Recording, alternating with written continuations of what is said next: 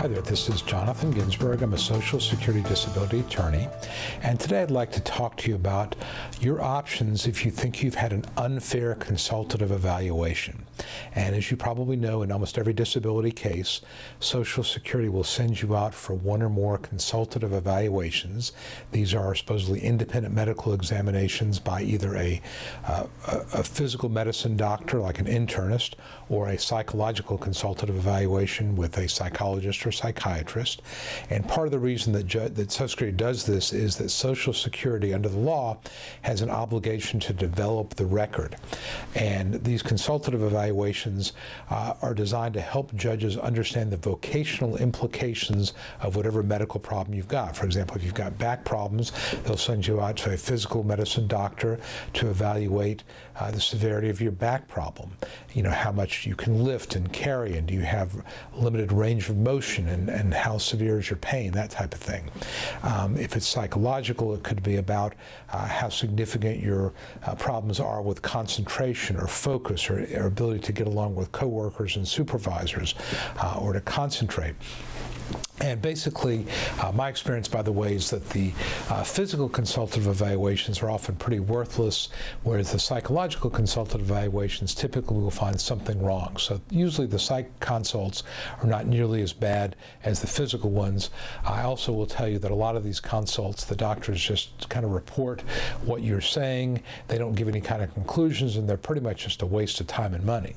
But there are some doctors who feel like, especially in the physical medicine realm, that it's their obligation to basically tell Social Security there's nothing wrong with you and that you could easily work, even though they're just seeing you this one time, frequently without copies of any existing medical records or any type of diagnostic testing, and they decide that you can work.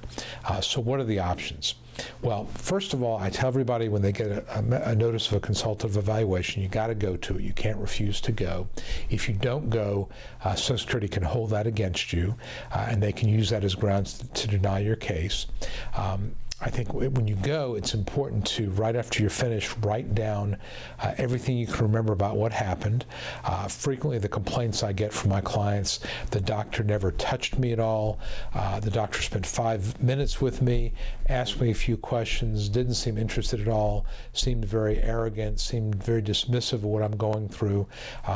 Make note of those type of things. Also, if you've got a condition where you've got an extensive history of medical records, there's nothing that says we can't provide a significant amount of those medical records to the doctor for his or her review prior to the evaluation. That way, if the doctor is going to say there's nothing wrong with you, but your treating doctor says that there's a lot wrong with you, it's going to be much more difficult for that consultative doctor to make that argument when there's tens or hundreds of pages of medical records showing that there's something significantly wrong. So nothing wrong with getting existing medical records to the consultative doctor. Now, when the results come in, they're not going to send you a copy of the medical record generated by the consultative evaluation. I will get copies of it when I can access the electronic file, and many times my clients say, "Will you send me a copy? I want to see what this doctor said." When they get it, they really get annoyed because the doctor may have told them one thing and wrote something else in the report. But that's just the way that goes. Now, what we can do at the hearing is we can object to the weight that the judge should be giving this medical evaluation. So, for example, if the problem with evaluation was that the doctor only saw you for 5 minutes, didn't take your blood pressure, didn't listen to your heart, didn't do anything, we can bring those things up and ask the judge to give very little weight to the consultative evaluation. And I would do that both in a brief as well as in an opening statement. And if the judge relied on that consultative evaluation to deny your case, that would be grounds for appeal. But again, I need to know from you, based on your notes that were taken at the time of your consultative evaluation, what the problems with the consultative evaluation were. Other cases, the doctor that's being used for the consultative evaluation is one of these industrial clinic doctors, the types that workers' comp insurance companies send people to get their cases denied, to get their claims denied.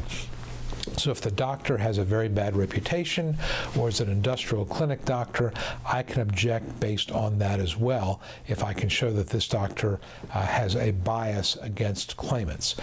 But again, I need to know early on who the doctor was and what happened during the evaluation. If you have a 3-hour evaluation, it's going to be more difficult to object than if it was a 5 or 10-minute evaluation. So again, I recommend that you write down as much as you can remember about the consultative evaluation at the time of the actual evaluation and keep those notes. I will also tell you that treating doctors, someone who has seen you several times or constantly on a regular basis, those records are going to be given a lot more weight than a one-time consultative evaluation.